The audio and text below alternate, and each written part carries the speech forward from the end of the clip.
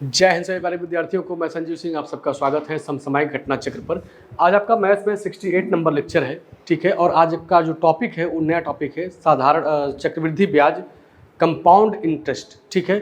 Simple interest आप लोग पढ़ चुके हैं, बहुत क्वेश्चन लगा लिए, इतना बहुत है आपके लिए, कोई दिक्कत नहीं है, क्योंकि हर फॉर्मेट पर जितने जितने प्रकार के क्वेश्चन बनते हैं उसको आप देख लिए हैं। क्वेश्चन का बाकी आप प्रैक्टिस करते रहिएगा, कोई दिक्कत उसमें आपको अब नहीं आएगी। चलिए देखिए आज का जो क्वेश्चन है, आज का जो यहाँ पर मैटर है वो चक्रवृद्धि ब्याज आपको पढ़ना है। अच्छा, चक्रवृद्धि ब्याज और साधारण ब्याज में क्या अंतर होता है आपको मैं पहले ये बताऊंगा कि दोनों में फर्क क्या होता है।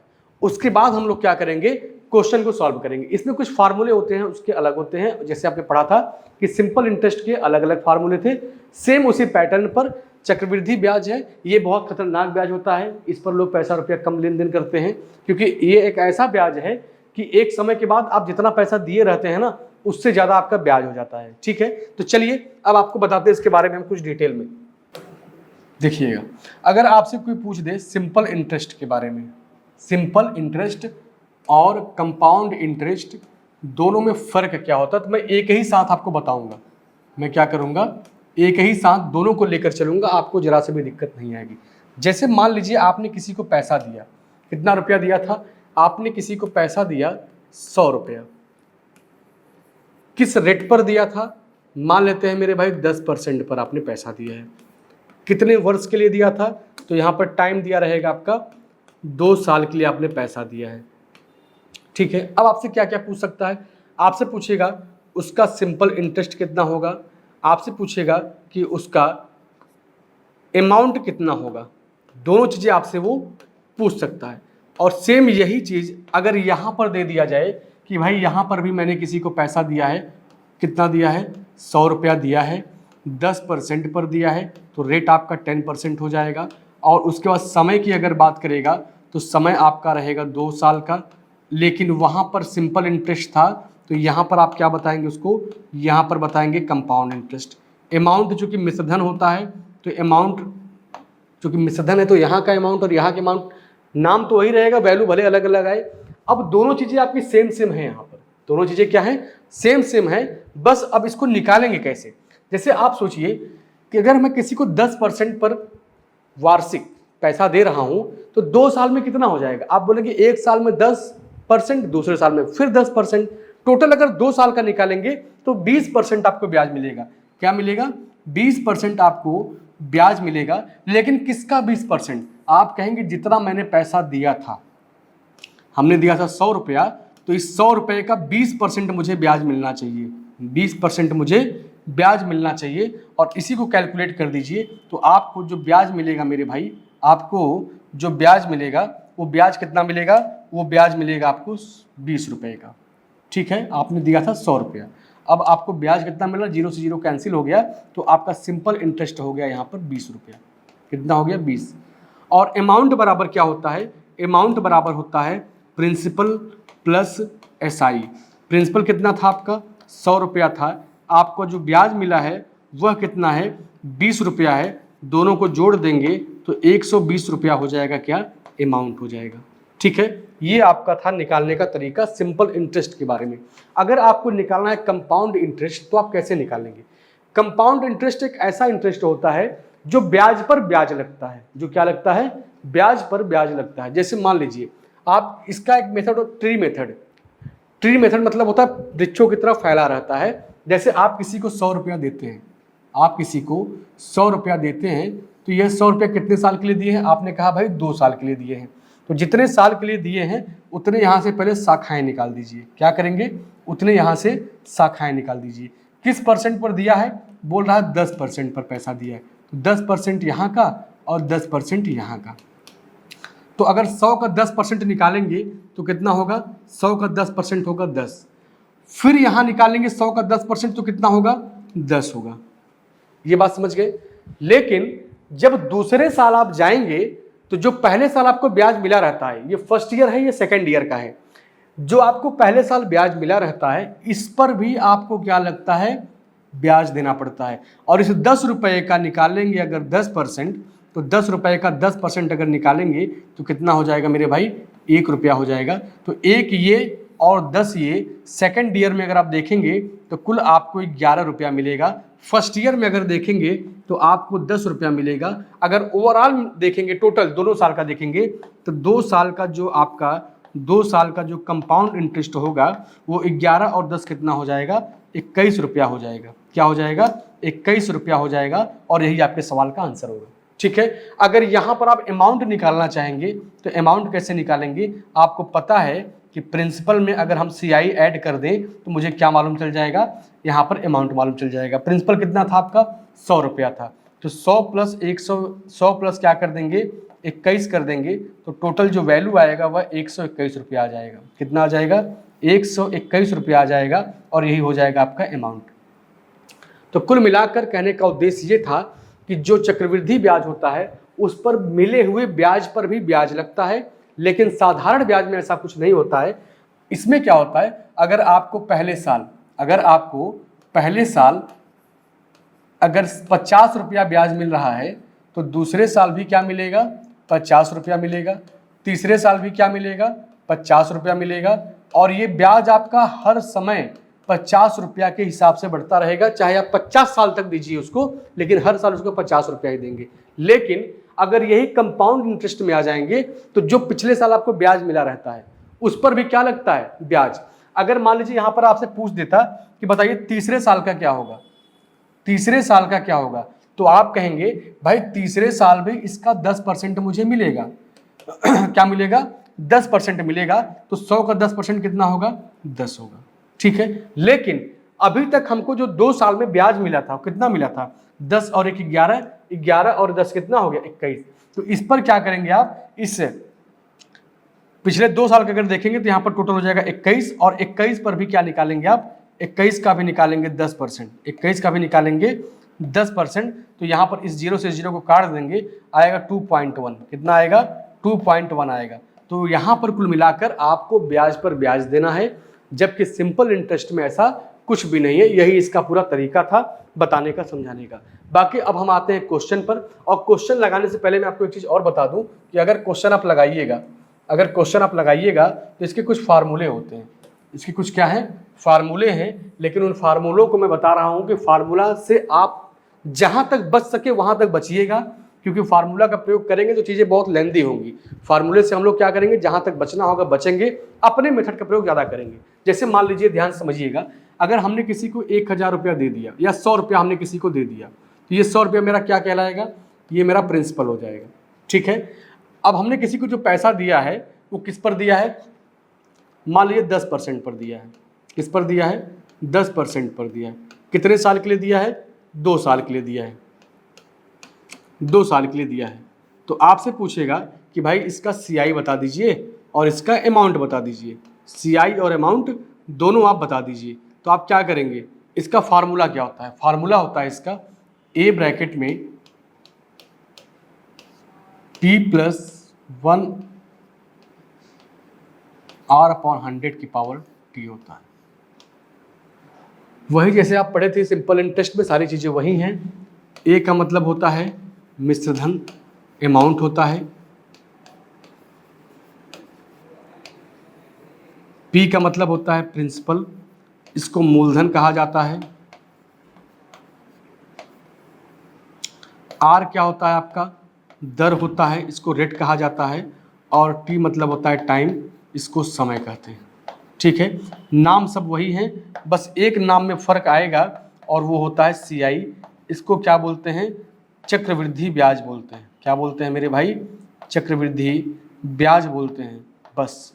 और कोई बात इसके अलावा नहीं है, और कोई बात इसके अलावा नहीं है। इस फार्मूले से आप हर चीज़ निकाल सकते हैं। इस फार्मूले से क्या कर सकते हैं, हर एक चीज़ निकाल सकते हैं, कोई दिक्कत आपको नहीं आएगी। अगर मैं इस फार्मूले का प्रयोग करूं तो भी मेरा आंसर आएगा, और फार्मूले का प्रयोग अगर ना करें तो भी मेरा आंसर आएगा। लेकिन मैं आपको दोनों तरह से दिखाता हूं। जैसे यहाँ पर क्या क्या दिया है, यहाँ पर प्रिंसिपल दिया है, कितना है प्रिंसिपल आपका, 100 रुपया है। यहाँ पर प्रिंसिपल कितना है आपका, 100 रुपया है। रेट कितना दिया था आपका, दिया है 10%, तो लिखेंगे आप 10/100। ठीक है, कितने साल के लिए मेरे भाई, 2 साल के लिए। यहाँ से क्या निकल के आएगा, अमाउंट निकल के आएगा। देखते रहिएगा, अभी आप सीख रहे हैं, अभी आपको पढ़ाया नहीं जा रहा है, केवल समझाया जा रहा है, बताया जा रहा है। बाकी जब क्वेश्चन पर आएंगे तो वहाँ पर हम लोग चीज़ें डिटेल में समझेंगे और अच्छे से। देखिए, इसको सॉल्व करिए।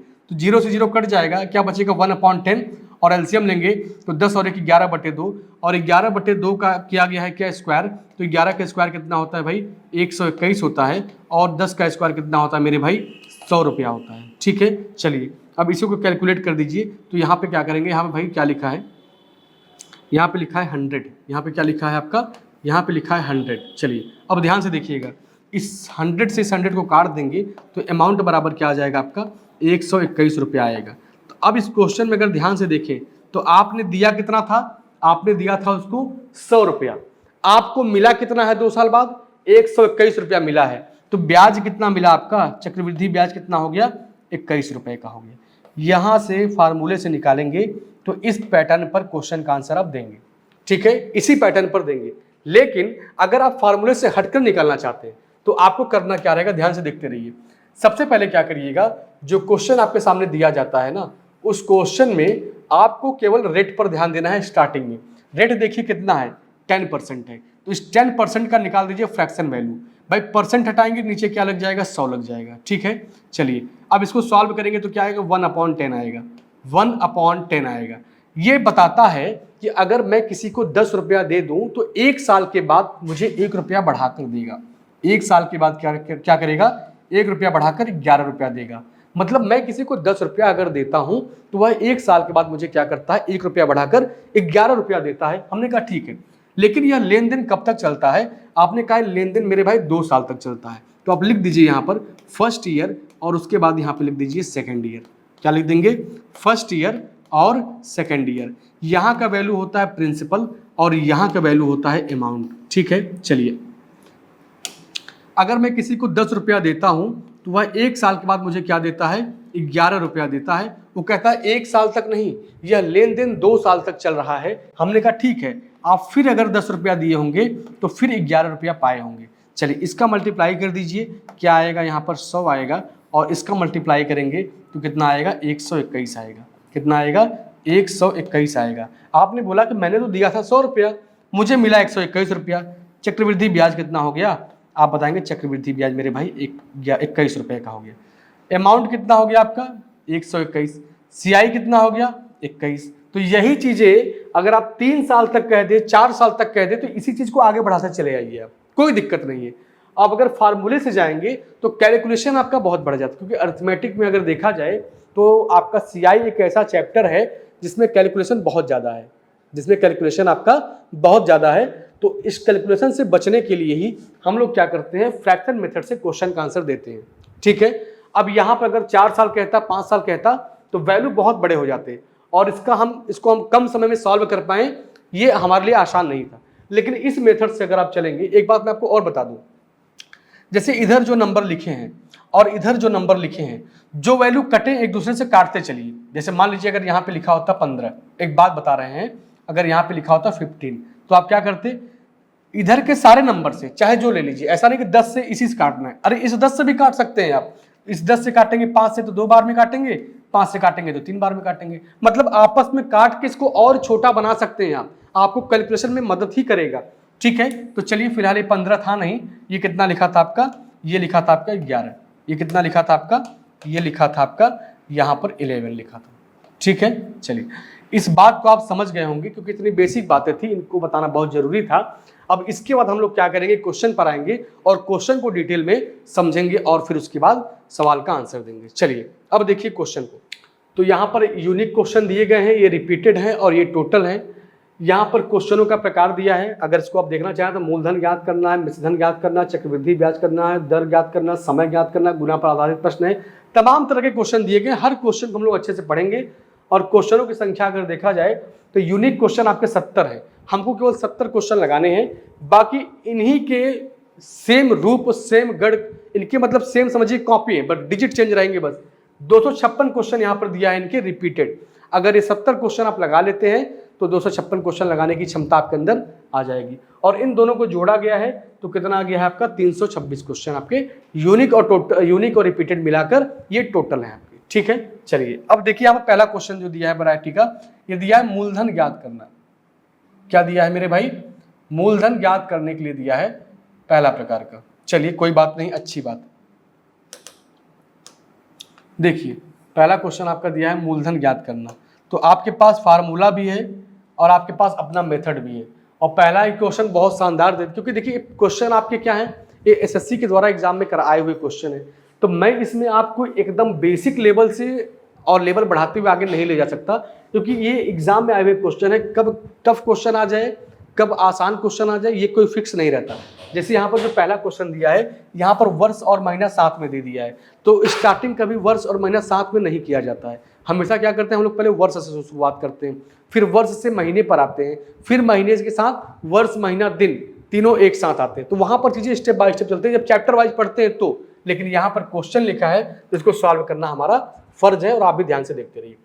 तो पहला काम एक काम करिए कि हम लोग फार्मूले को हटा देते हैं, फार्मूले को दूर रखिए, जहां तक बच सके वहां तक बचाइए। पहला काम क्या करिएगा, इस रेट पर फोकस करिए।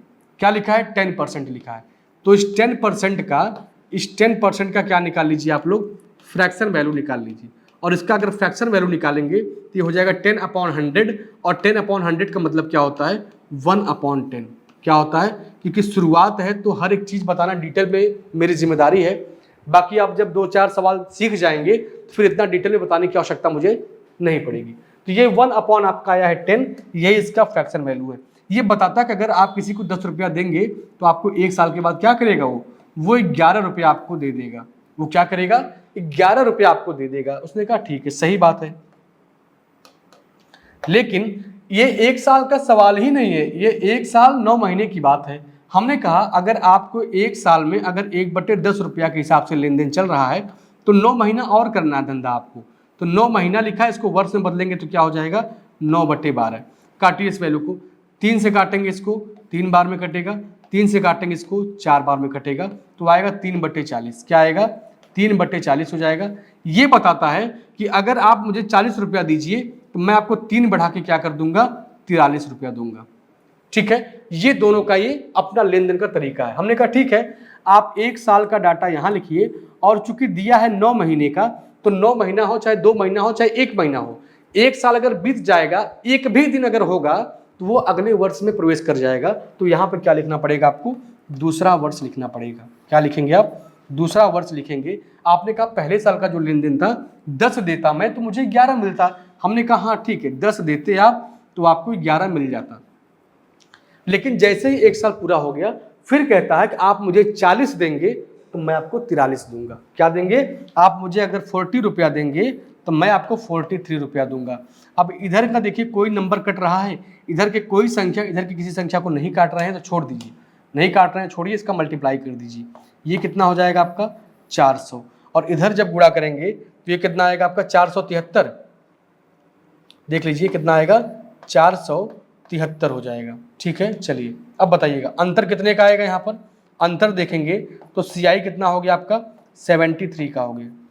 CI कितना हो गया आपका, 73 का हो गया। लेकिन क्वेश्चन कह रहा है कि जो आपका CI है वो कितना है, 1460 रुपया है। इस CI को 1460 के बराबर ले जाना है। क्या करना है, 1460 के बराबर ले जाना है। तो CI में ऐसा क्या जादू कर दिया जाए कि यह 1460 बन जाए।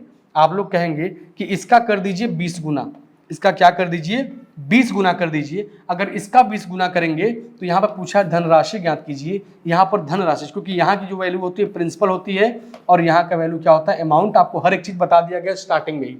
तो पूछा प्रिंसिपल ज्ञात करिए, तो यहाँ पे प्रिंसिपल कितना है, इस डाटा के अनुसार तो 400 है, लेकिन इसका अगर आप 20 गुना करेंगे, इसका क्या कर देंगे, अगर 20 गुना कर देंगे तो ये कितना हो जाएगा आपका, ये टोटल हो जाएगा 8000। कितना हो जाएगा, 8000 आपके सवाल का आंसर। और ऑप्शन आपका क्या होगा, ऑप्शन आपका पहला सही हो जाएगा। पहला ऑप्शन क्या होगा आपका, एकदम करेक्ट हो जाएगा। चलिए लगा लीजिए क्वेश्चन को। इसमें आप फार्मूला से हमेशा बचे रहे, कोई दिक्कत नहीं थी, आपको पूरा डिटेल में समझ चुके हैं। अब बढ़ते हैं अगले क्वेश्चन की तरफ। क्या करते हैं हम लोग, अगले क्वेश्चन की तरफ बढ़ते हैं। लिखा चक्रवृद्धि ब्याज पर एक धनराशि 2 वर्षों में 6120 रुपया और 3 वर्षों में 7340 रुपया हो जाता है। वह धनराशि क्या होगी, और निकटतम दशमलव में बताना है आपको। जो वैल्यू देना है आपको, जो वैल्यू बताना है आपको, वो कहाँ बताना है, दशमलव में बताना है। चलिए अब देखिएगा, यहाँ पर 2 डाटा दिया गया है, तो कह रहा है 2 वर्षों में इतना हो जाता है। तो ये वैल्यू क्या है आपका, ये वैल्यू मेरे भाई अमाउंट है, और ये वैल्यू भी क्या है आपका, ये वैल्यू भी आपका अमाउंट है। तो बताइएगा, अगर आपको अमाउंट बराबर निकालना हो तो एक मैंने फार्मूला बताया है, अमाउंट बराबर क्या होता है, पी ब्रैकेट में 1 + r/100 के पावर क्या होता है, टी होता है। ठीक है, ये सब लोग जानते हैं, ये हर एक बच्चा तैयारी करने वाला जान रहा है। तो इसी फॉर्मेट में हम क्या करेंगे, वैल्यू को रख देंगे। तो ए बराबर क्या हो जाएगा, ए बराबर हो जाएगा, प्रिंसिपल चूंकि दिया नहीं है तो पी ब्रैकेट में 1 + r का मान भी नहीं दिया तो r, और यहाँ पर क्या हो जाएगा, ये 100 के पावर हो जाएगा टी, और टी का मान क्या है 2 साल, यहाँ पे लिख दीजिए 2, और इतना हो जाता है तो यहाँ पर क्या हो गया, ए का मान 6120, कितना हो गया, 6120 हो गया। अब कह रहा है आपसे, ये इक्वेशन 1 मान लीजिए, क्या हो गया आपका, इक्वेशन 1 हो गया। अब कह रहा है कि यह 3 वर्षों में इतना हो जाता है, 3 वर्षों में कितना होता है, 7340 रुपया हो जाता है। तो आप लिख दीजिए पी ब्रैकेट में 1 + r/100 के पावर, ये हो गया 3, ये क्या हो गया आपका 3। ये इक्वेशन 1 हो गया, इक्वेशन 2 हो गया। हम लोग क्या करेंगे कि इक्वेशन 2 में equation 2 divided by equation 1, equation 2 में इक्वेशन 1 से हम लोग क्या कर देंगे, भाग दे देंगे। बड़े आराम से आंसर आएगा, देखते रहिएगा खाली। चलिए अब सोचिए आप, अगर इस वैल्यू में हम इससे भाग देंगे तो मैं थोड़ी देर के लिए इसको हटा दूं, कोई दिक्कत नहीं, आप समझ गए हैं। देखिएगा, अगर मुझे भाग ही देना है तो हम लोग क्या करेंगे कि यहाँ पे लिख दीजिए, क्या यहाँ पे लिख दीजिए 6120, और यहाँ पे क्या कर देंगे आप, यहाँ पे लिख देंगे p ब्रैकेट में 1 + r/100 के पावर 2 हो जाएगा।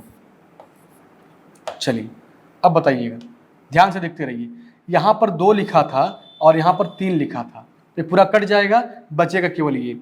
इस p से इस p को कैंसिल कर दीजिए, इस 0 से इस 0 को कैंसिल कर दीजिए। अब जो बचा है देखिए, क्या किसी से कटेगा, हाँ 2 से कटेगा, ये तो कटेगा तो छोड़ दीजिए, आपकी काटने की इच्छा हो तो काट भी दीजिए, कोई दिक्कत नहीं है। ठीक है, देखिए ध्यान से, अब आप काटना चाहें तो काटें या छोड़ना चाहें तो छोड़े, कोई दिक्कत नहीं है।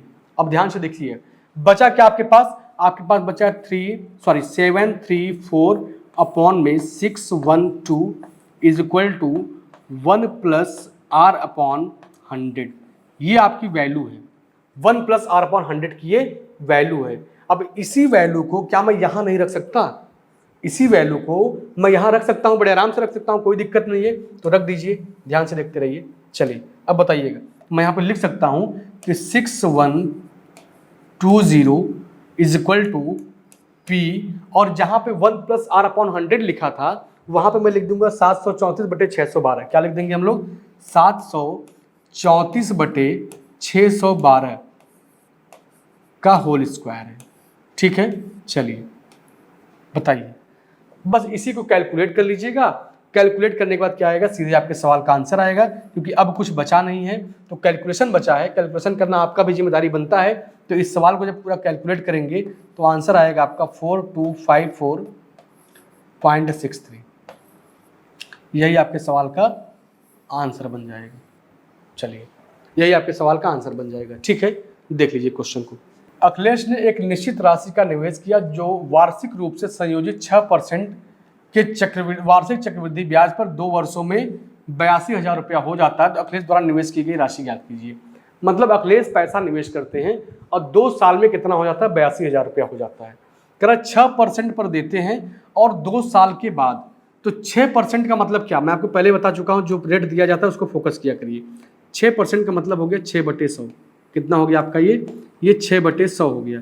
2 से काटेंगे 3 बार में, 2 से काटेंगे 50 बार में। अगर आप किसी को 50 रुपया देते हैं तो वह 1 साल बाद क्या देगा आपको, वह 3 रुपया बढ़ाकर आपको 53 रुपया देगा। क्या करेगा, 53 रुपया देगा। लेकिन मेरे भाई ये लेन देन आपका चलता है 2 साल तक। क्या चलता है, 2 साल तक चलता है। तो आप लिख दीजिए यहाँ पर कि ये फर्स्ट ईयर हो जाएगा और उसके बाद ये क्या हो जाएगा आपका, सेकेंड ईयर हो जाएगा। यहाँ पर ये प्रिंसिपल और ये आपका अमाउंट। ठीक है, चलिए अब डाटा को पूरा फिट, 50 देंगे तो क्या मिलेगा, 53 मिलेगा। फिर 50 दिए होंगे तो फिर मुझे 53 मिलेगा। बस काम खत्म, इधर के वैल्यू का मल्टीप्लाई कर दीजिए, इधर के वैल्यू का मल्टीप्लाई कर दीजिए। चलिए अब गुणा भाग करना आपका काम है, गुणा भाग कर लीजिए। जब इधर गुणा करेंगे कितना आएगा, ये 2500 हो जाएगा। और इधर गुणा करेंगे तो 53 में 3 से गुणा करेंगे कितना होगा 159। क्या आएगा यहाँ पर 9। क्या बचा आपके पास बताइएगा। 53 में अगर 3 से गुणा करेंगे तो 3 यहाँ कितना हो जाएगा 9। और उसके बाद अगर देखेंगे 53 में 3 से गुणा करके तो पूरा आपका आएगा 2809। क्या आएगा 2809 आएगा। इधर की जो वैल्यू आएगा वह 2809 आएगा। अब इसका गैप निकाल लीजिए, इसका गैप निकालिए, गैप कितना आएगा, और जो गैप आएगा वही होगा CI। लेकिन पूछा क्या है आपसे, CI तो पूछा ही नहीं है। पूछा क्या है आपसे, पूछा है कि यहाँ पर अमाउंट दिया हुआ है, तो जो इतने की वैल्यू है, जो इतने की वैल्यू है वह इसके बराबर है। तो इतने की वैल्यू किसके बराबर होगी, यही तो निकालना। आप लिख लीजिए ना कि भाई जो 2809 की वैल्यू है, 2809 की जो वैल्यू है वह किसके बराबर है, 82,000 के बराबर है। तो एक की वैल्यू किसके बराबर होगी, एक की वैल्यू अगर देखा जाए तो एक की वैल्यू किसके बराबर होगी 82,000 बटे 2809 बटे कितना हो जाएगा 2809। तो 2500 की वैल्यू बताना है, तो 2500 से गुणा इधर कर दीजिए और 2500 से गुणा इधर कर दीजिए। बस जितना जल्दी कैलकुलेट कर सके कैलकुलेट करके बताइए क्या आंसर आएगा।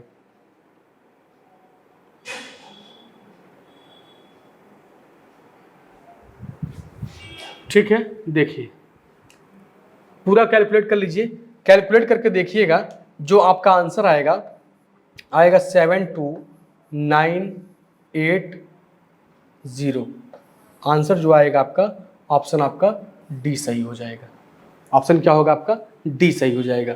तो कितना बेहतरीन तरीका है क्या, फ्रैक्शन मेथड से क्वेश्चन को लगाना। अगर फ्रैक्शन मेथड से लगाएंगे तो क्वेश्चन का आंसर आप बड़े आसानी से जल्दी जल्दी देकर आगे बढ़ जाएंगे। ठीक है, चलिए अगला क्वेश्चन देखिए।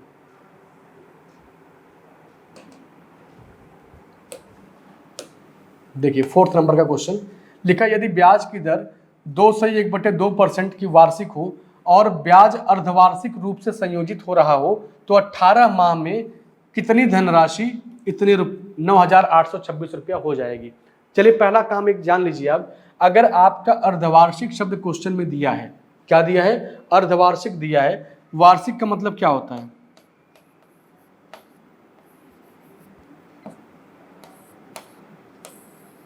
एक होता है वार्षिक और एक होता है अर्धवार्षिक। पूरा डिटेल में पहले समझ लीजिए, ध्यान से देखिएगा। वार्षिक का मतलब होता है 12 महीना, क्या होता है 12 मंथ। और यहां पर अर्धवार्षिक का मतलब क्या होता है 6 मंथ। ठीक है, मतलब अगर आप एक साल की बात कर रहे हैं और अर्धवार्षिक के हिसाब से चलेंगे तो एक साल में क्या होता है 2 छमाही पड़ेगा। अगर आप तिमाही की बात करते हैं तो एक साल में 4 तिमाही पड़ेगा। ठीक है, अगर आप कहते हैं कि भाई 12 महीना में कितना छमाही पड़ेगा, आप कहेंगे 12 महीना में 2 छमाही पड़ेगा। छमाही का मतलब 6 महीने पर आना। ठीक है, तो यहां पर अर्धवार्षिक शब्द बोला है, इसका मतलब है कि जो आपका रेट दिया हुआ है वो रेट आधा हो जाएगा और समय क्या होता है दुगना। अपने कॉपी में नोट डाल के लिख लीजिए, जब अर्धवार्षिक कहा जाता है, जब अर्धवार्षिक, क्योंकि बहुत इंपॉर्टेंट चीज है, क्वेश्चन अक्सर बच्चे इसमें गलती कर देते हैं। जब अर्धवार्षिक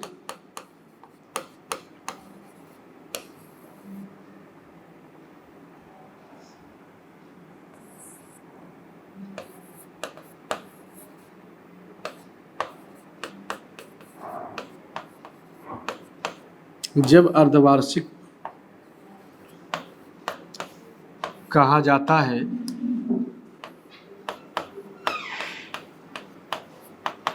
तो समय का आधा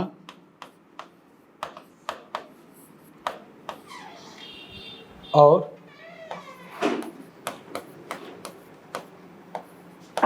दर को समय को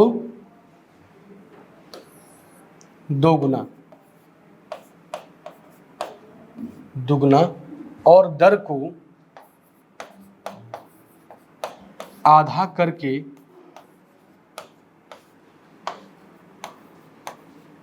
प्रश्न का उत्तर देते हैं, प्रश्न का उत्तर देते हैं। ठीक है, ये कब कहा जाएगा? जब अर्धवार्षिक कहा जाएगा तो, क्योंकि ये कंडीशन होता है, इसको अच्छे से ध्यान से समझ कर लिख लीजिए। क्योंकि भाई एक साल का मतलब क्या होता है कि एक साल में 2 छमाही, तो समय का दुगना करेंगे और यहाँ पर दर का आधा करेंगे, इसी ब्याह पे क्वेश्चन को लगाना रहता है। अब चलिए ध्यान से देखिए क्वेश्चन क्या कह रहा है। यहाँ पर देखिएगा रेट कितना दिया है आपका, रेट दिया है 2 सही 1/2, 2 दूनी 4 1 5/2, ये कितना हो जाएगा आपका 5/2। तो इसका जब आधा करेंगे तो इसका आधा क्या होगा 1/2 होगा। समय कितना दिया है, कह रहा 18 माह, 18 माह का मतलब क्या, छमाही कह रहा है। तो यहाँ पर जो टाइम आपका होगा वह 3 बार होगा। कितनी बार होगा? 3 बार। भाई 6 माह 6 माह 6 माह, तो 6 से 6 12, 12 6 18, तो 3 बार मतलब पैसा लेन देन आप लोग करेंगे। तो इसका पूरा खेल है, इसको देखिएगा, इसका क्या कर देंगे आप 1/100 कर देंगे। ठीक है, बस इसी को सॉल्व कर लीजिए। अब धीरे धीरे आंसर की तरफ बढ़ेंगे। देखिए 5 से काटेंगे एक बार में, 5 से काटेंगे इसको 20 बार में, 20 दूनी 40, 40 दूना कितना होता है 80। मतलब पूरे वैल्यू को जब आप सॉल्व किए हैं तो ये कितना आया है 1/80 आया है, 1/80 आया है। मतलब अगर मैं किसी को पैसा दे रहा हूँ 80 रुपया, तो वह 1 साल के बाद क्या करेगा, मुझे 81 रुपया लौटाएगा। क्या करेगा? 81 रुपया लौटाएगा। लेकिन ये पैसा कितनी बार लेन देन करना है? आपने कहा 3 बार करना है, 3 बार करना है। चलिए यहाँ पर बना लीजिए 3 ठो वर्ष, पहला वर्ष, दूसरा वर्ष, और उसके बाद हो जाएगा ये तीसरा वर्ष। देखिएगा हम किसी को देंगे कितना 80 रुपया, वह मुझे कितना देगा 81 रुपया। कह रहा एक बार की बात नहीं है, 3 बार यही चलेगा इसी हिसाब से। फिर 80 दिए होंगे, फिर 81 बना होगा, फिर 80 दिए होंगे, फिर 81 बना होगा। अब इधर के वैल्यू का गुणा करेंगे, इधर के वैल्यू का गुणा करेंगे। ठीक है, गुणा करेंगे तो यहाँ पर आएगा प्रिंसिपल और यहाँ पर आएगा आपका अमाउंट। ठीक है, चलिए अब बताइएगा, जब इसका गुणा करेंगे तो 8 का क्यूब कितना होता है मेरे भाई 512 होता है। और यहाँ पे क्या लगा देंगे आप 3 ठो 0 लगा देंगे। अब इसका गुणा जो कि लेंदी हो जाएगा, इसमें क्या करना पड़ेगा 81 से जब गुणा करेंगे आप तो 81 गुणे 81 गुणे 81 3 बार करके देखिए कितना आता है। 81 गुणे 81 गुणे 81 3 बार करेंगे हम लोग तो इसका आएगा 53, 14 और 41। ठीक है, चलिए गुणा करने पर इतना आ जाएगा। अब आपसे पूछा क्या है, वो धन हो कितना जाता है? वो धन हो जाता है इतना। ये अमाउंट है, लेकिन डाटा के हिसाब से ये अमाउंट आ रहा है, तो आप कहेंगे इसकी जो वैल्यू है वह इसके बराबर है। तो लिख दीजिए आप कि जो 53, 14, 41 की जो वैल्यू है वह किसके बराबर है 9826 के बराबर है। तो 1 रुपए की वैल्यू किसके बराबर होगी? 1 बराबर क्या हो जाएगा 9226 बटे में कितना कर देंगे यहाँ पर 53,1441। लेकिन पूछा क्या है कि वह धनराशि कितनी है, वह धनराशि कितनी है, कितना अमाउंट। तो आपको क्या बताना है, मूलधन बताना है। मूलधन होता क्या है, ये होता है। तो अगर 1 बराबर इतने के है तो इतना बराबर कितना होगा, आप इतने से गुणा कर दीजिए। क्या कर देंगे यहाँ पे आप 512 से, 512 के आगे 3 0 लगाइए और इधर भी आप क्या कर दीजिए 512 के आगे 3 0 लगा दीजिए और पूरे वैल्यू को कैलकुलेट कर लीजिएगा। पूरे वैल्यू को जब कैलकुलेट करेंगे तो जो आपका आंसर आएगा, जो आपका प्रिंसिपल आएगा वो कितना आएगा काट पीट कर, वो आएगा 9466.5, 9466.5 आपके सवाल का आंसर होगा। ठीक है, क्योंकि देखिए डिजिट बड़े रहेंगे तो गुणा भाग तो करना ही पड़ेगा आपको। डिजिट अगर बड़े रहेंगे तो गुणा भाग करना ही पड़ेगा। चलिए देख लीजिएगा इसको। कुल मिला के फार्मूले से क्वेश्चन को नहीं लगाना है। लगाना कैसे हम लोगों को, लगाना है फ्रैक्शन मेथड से, लगाना है फ्रैक्शन मेथड से। इसमें क्या होता है कैलकुलेशन थोड़ा सा कम पड़ता है, ये है ज़्यादा, लेकिन अगर फार्मूले से लगाएंगे तो ये और लेंदी हो जाएगा। ठीक है, चलिए आगे बढ़ते हैं अगले क्वेश्चन पर। देखिए 5वां क्वेश्चन क्या लिखा, लिखा अर्धवार्षिक रूप से। यहाँ भी अर्धवार्षिक शब्द यूज किया है। जब जब अर्धवार्षिक कहेगा तब तब हमको क्या करना, रेट का जो दर दिया रहता है उसका आधा करेंगे और समय का क्या करेंगे दुगना करेंगे। ठीक है, चलिए तो कह रहा 10% वार्षिक दर से 1.5 वर्ष के लिए निवेश की गई धनराशि चक्रवृद्धि ब्याज पर क्या होता है, धनराशि पर चक्रवृद्धि ब्याज 5044 रुपया हो जाता है। तो धनराशि ज्ञात कीजिए। यहाँ पर ये क्या दिया है, ये आपका CI दिया हुआ है, कंपाउंड इंटरेस्ट यहाँ पर दिया हुआ है। तो पहला काम क्या है, जो रेट दिया है उसका आधा कर दीजिए। रेट दिया था 10%, हमने कहा भाई इसका आधा करेंगे तो कितना आएगा, इसका आधा करेंगे तो आएगा 5%। क्या आएगा, 5% आएगा। समय कितना दिया है, समय दिया है 1.5 वर्ष। 1.5 वर्ष का मतलब क्या होता है, 1.5 वर्ष होता है। और 1.5 वर्ष का जब दुगुना कर देंगे हम लोग तो कितना हो जाएगा, वो हो जाएगा 3 वर्ष। भाई 1.5 मतलब क्या होता है, 1.5 वर्ष होता है। और 1.5 साल का जब दुगुना करेंगे तो कितना हो जाएगा, वो 3 वर्ष हो जाएगा। और 3 वर्ष में अगर देखें कितने छमाही पड़ते हैं, तो 3 वर्ष में पड़ेंगे आपके पास 5 छमाही। कितने पड़ेंगे, 5 छमाही। भाई अब देख लीजिए क्या दिक्कत है, अगर 6 महीना को आप क्या करेंगे, अगर आप 6 महीना को, अच्छा 3 वर्ष मतलब क्या होता है भाई, 3 वर्ष मतलब होता है 36 महीना ना, तो यहाँ पे पड़ेगा 6 छमाही। क्या पड़ेंगे, 6 छमाही पड़ेंगे। भाई 1.5 का दुगुना होगा 3 वर्ष, और 3 वर्ष का मतलब क्या होता है, 36 महीना। 3 वर्ष का मतलब क्या होता है, 36 महीना हो जाएगा, 36 माह हो जाएगा।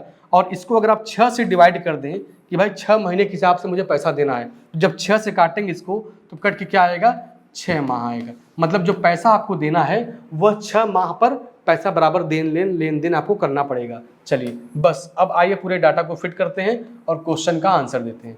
यहाँ पर देखिएगा 5% की वैल्यू क्या होती है। 5% का मतलब क्या होता है भाई, ये होता है 5/100। परसेंट हटाएंगे, परसेंट अगर हटाएंगे यहाँ पे क्या हो जाएगा, गुणे 1/100 हो जाएगा। गुणे क्या हो जाएगा, 1/100। 5 से काटेंगे कितनी बार में कटेगा, 20 बार में कटेगा।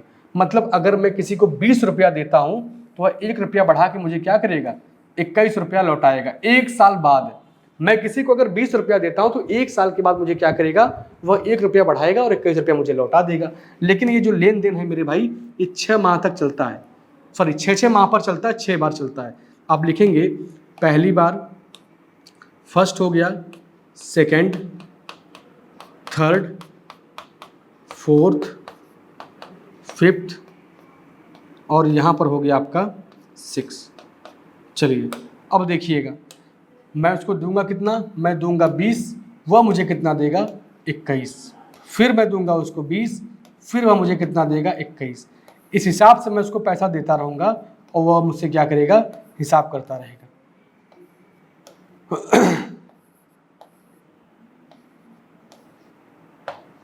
फिर उसको देंगे 20, फिर क्या करेगा, अच्छा सॉरी यहाँ पर 21 होगा ना, यहाँ पर 21, यहाँ पर 21 और यहाँ पर भी 21। इधर के वैल्यू का गुणा करिएगा, क्या आएगा, प्रिंसिपल। इधर के वैल्यू का गुणा करेंगे, क्या आएगा, अमाउंट। क्योंकि देखिए अब पूरा सवाल लगाना अच्छी बात है, आपको पूरा फॉर्मेट में बता दे रहा हूँ, कैलकुलेशन बचा रहेगा, कैलकुलेशन आप खुद से कर सकते हैं। इधर के वैल्यू को मल्टीप्लाई करिएगा, जो भी आएगा वो आपका कहलाएगा मूलधन। ये क्या कहलाएगा, आपका मूलधन कहलाएगा। और जब इधर की वैल्यू का गुणा करेंगे तो ये अमाउंट कहलाएगा। इसको हिंदी में क्या बोलते हैं, इसको बोलते हैं मिश्रधन। ठीक है, अब सोचिएगा मूलधन और मिश्रधन का जो अंतर होता है, जो इसका अंतर आता है, इसको क्या बोलते हैं, चक्रवृद्धि ब्याज बोलते हैं, चक्रवृद्धि ब्याज बोलते हैं। और क्वेश्चन में साफ साफ दिया है कि जो चक्रवृद्धि ब्याज है वो कितना है आपका, 5044। तो जो यहाँ का डाटा आएगा, जो यहाँ का डाटा आएगा उसके बराबर क्या रहेगा, आपका 5044 रहेगा। जैसे मान लीजिए आप, मैं आपको बता देता हूँ कि यहाँ का डाटा क्या आ गया, आपका x आ गया। यहाँ का डाटा क्या आ गया मेरे भाई, यहाँ का डाटा आ गया आपका x, और ये क्या है आपका y, और ये आपका क्या है z। एकदम ध्यान समझिए कि x है, ये y है और ये z है। तो आप कहेंगे भाई x की जो वैल्यू है वह इसके बराबर है। हमने क्या कहा कि x की वैल्यू इसके बराबर है। तो 1 की वैल्यू किसके बराबर होगी, आप बताएंगे कि 1 बराबर होगा 5044/x, 5044/x। यहाँ पे x नहीं, कोई डाटा आएगा। अब जो कि पूरा कैलकुलेट करेंगे तो आपके सामने आएगा। मैं यहाँ पे पूरा फॉर्मेट आपको बना के दिखा दे रहा हूँ। तो x बराबर उतना है तो 1 बराबर इतना होगा। पूछा है कि मूलधन बताइए, मूलधन कितना मान के बैठे हैं आप, y मान के बैठे। तो अगर y से गुणा यहाँ करेंगे आप, तो y से गुणा यहाँ कर दीजिए और गुणा करके क्या करिएगा, अपने सवाल का आंसर आपके सामने आ जाएगा। अपने सवाल का आंसर आपके सामने आ जाएगा। ठीक है, देखिए छठा क्वेश्चन लिखा, चक्रवृद्धि ब्याज पर 16% की वार्षिक दर से 1 वर्ष के लिए एक राशि ऋण पर दी गई। यदि चक्रवृद्धि अर्धवार्षिक रूप से की जाती है तो ब्याज में 64 रुपये का वृद्धि हो जाता है। ठीक है, तो ऋण पर दी गई धनराशि ज्ञात कीजिए। ये क्वेश्चन आपका एमटीएस में पूछा गया 2023 में, पिछले साल अभी ये क्वेश्चन पूछा गया था। तो ये पैसा आप देते कितने साल के लिए? 1 साल के लिए देते हैं। अगर आप 16% पर पैसा किसी को दे रहे हैं तो 16% का मतलब क्या हो जाएगा? 16/100 कितना हो जाएगा? 16/100। और सॉल्व करिए, कितना आएगा? 4 से काटेंगे 4 बार में, 4 से काटेंगे इसको 25 बार में। अगर आप 1 साल के लिए देंगे तो 1 साल में कितना बन जाएगा ये बताइएगा? 1 साल के लिए अगर पैसा देंगे तो आप कहेंगे मैंने उसको दिया 25 और वह मुझे कितना देगा? वह मुझे देगा 29। इसका गैप जो आएगा वो आएगा 4 रुपये का। गैप कितने का आएगा? 4 रुपये का गैप आएगा। ठीक है, मतलब 4 रुपया मुझे क्या मिला है? चक्रवृद्धि ब्याज मिला है। ठीक है, एकदम सही बात है। 4 रुपया क्या मिला है? चक्रवृद्धि ब्याज मिला है। लेकिन अगर यही धनराशि आप अर्धवार्षिक रूप से देंगे तो यहाँ पर जो रेट लिखा था आपका 16%, ये क्या हो जाएगा? आधा हो जाएगा। तो अब रेट जो आपका जो हो जाएगा वो हो जाएगा 8%। और जो समय 1 साल लिखा है, अब 1 साल में चूंकि 2 छमाही होता है तो ये 2 बार पैसे का लेन देन करेंगे। तो 8% को अगर आप सॉल्व करेंगे तो हो जाएगा 8/100। 8/100 सॉल्व करेंगे, 4 से काटेंगे 2 बार में, 4 से काटेंगे 2 बार में, 4 से काटेंगे 25 बार में। अगर मैं किसी को 25 रुपया दूंगा वह मुझे क्या करेगा? 27 रुपया देगा। ठीक है, अब चलिए देखिए इधर, मैंने किसी को 25 रुपया दिया, वह मुझे क्या दिया? 27 रुपया। हमने कहा नहीं, एक बार और देन लेन होगा आपका। 25 दिया, फिर वह मुझे दिया 27। इसका वैल्यू का गुणा करेंगे, 25 का स्क्वायर कितना होता है? 625 होता है, और 27 का स्क्वायर कितना होता है? 729 होता है। अगर आप किसी को 625 रुपया दे रहे हैं और आपको वह 729 रुपया दे रहा है तो कितना ज़्यादा दे रहा है? आप बोलेंगे 104 रुपया ज़्यादा दे रहा है। कितना ज़्यादा दे रहा है भाई? 104 रुपया ज़्यादा दे रहा है। यहाँ का जो वैल्यू था 4 था, यहाँ का जो वैल्यू है 104 है। तो कह रहा है नहीं, इसमें जो वृद्धि हो रही है वह 4 की नहीं हो रही है, वो कितनी की हो रही है? 64 रुपये की वृद्धि हो रही है। हमने कहा नहीं, ये 4 की नहीं 64 रुपये की वृद्धि हो रही है। लेकिन अगर क्वेश्चन में देखा जाए तो 104 हुआ है, था कितना यहाँ पर? 4 पहले। वृद्धि कितने की हुई? 100 रुपये की वृद्धि हुई। वृद्धि कितने की हुई? 100 रुपये की वृद्धि हुई। तो क्वेश्चन में अगर आप देखेंगे तो ये वृद्धि 100 की नहीं, बल्कि आप देखें इसको तो 64 के बराबर होना चाहिए। ये वृद्धि किसके बराबर होना चाहिए? 64 के बराबर होना चाहिए। चलिए अब ध्यान से देखिएगा, इधर की पूरा डाटा का निकाले हैं तो इधर का जो CI आया है 4 रुपये आया है, जो इधर का CI आया है 104 रुपये आया है। इसमें कितने का अंतर है? आपने कहा 100 रुपये का अंतर है। कितने का अंतर है? 100 रुपये का अंतर है। लेकिन क्वेश्चन क्या कह रहा है आपका कि अंतर ये 100 रुपये का जो है यह किसके बराबर है? यह 64 के बराबर है। लेकिन यह होना कितना चाहिए था? ये 625 के बराबर होना चाहिए था। किसके बराबर होना चाहिए था? ये जो 100 का अंतर आ रहा है 64 के बराबर है। ये जो 100 का अंतर आ रहा है यह 64 की वैल्यू इसके बराबर है, यह इसके बराबर है। तो आपको बताना क्या है? आपको बताना वह धनराशि कितनी है, उसका प्रिंसिपल कितना है। तो बताइएगा प्रिंसिपल कितना आएगा आपका? आराम से निकाल सकते हैं, कोई दिक्कत नहीं आएगा। ये प्रिंसिपल आपका निकल के आएगा 10,000 रुपया। क्या निकल के आएगा? 10,000 रुपया बड़े आराम से आ जाएगा। ठीक है, कैलकुलेट कर लीजिएगा, कोई दिक्कत नहीं आएगी। ठीक है, चलिए आगे बढ़ते हैं अगले क्वेश्चन पर। आप आराम से निकालिए। अगर आप चाहें इसको तो फार्मूले से भी लगा सकते हैं। कैसे लगा सकते हैं आप? फार्मूले से लगा सकते हैं। अच्छा, फार्मूला क्या है आपका? फार्मूला अगर आप देखना चाहें तो है A बराबर P ब्रैकेट में 1 + R/100 के पावर T, 100 के पावर T। इस फार्मूले से भी अगर आप चाहें तो लगा सकते हैं। बस फ़र्क इतना रहेगा कि यहाँ पर जब छमाही चलेंगे आप तो T का मान क्या हो जाएगा? 2, और वार्षिक चलेंगे तो T का मान रहेगा 1। ठीक है, हाँ, जब छमाही चलेंगे तो रेट का क्या कर देंगे आप? आधा कर देंगे। यहाँ पर R/2 हो जाएगा, R/2 हो जाएगा। तो आप पूरी तरह से स्वतंत्र हैं, आप चाहे फार्मूले से लगाएं और चाहे उससे लगाएं, कोई दिक्कत नहीं है, कोई दिक्कत नहीं आएगी। ठीक है, चलिए तो आज की क्लास को हम लोग क्या करते हैं, यहीं पर ब्रेक करते हैं।